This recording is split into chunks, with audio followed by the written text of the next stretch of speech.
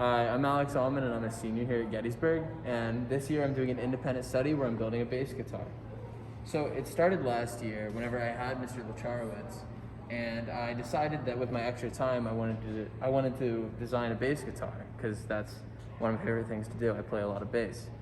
So with this I've spent a lot of time and I've gotten pretty far, not finished yet, but I can show you guys what I've done so far. So here I first laid out all the parts and pieces I had to buy.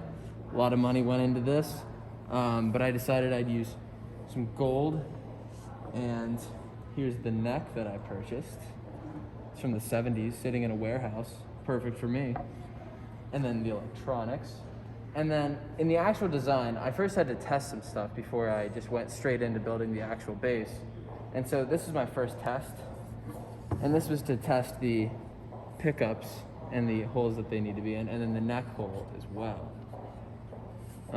It says Aumen bass, which it might be the name, but if it's really good, I told Mr. Lacharowitz I'd name it Stan in his honor.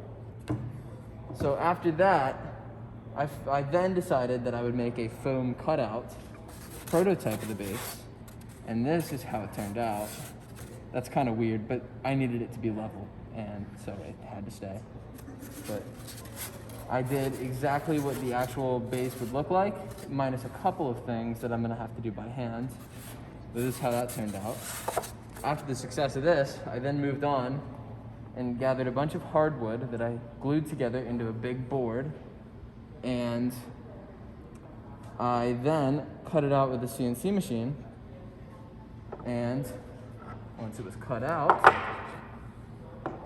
I now am at this stage with this. So that's about as far as I've gotten.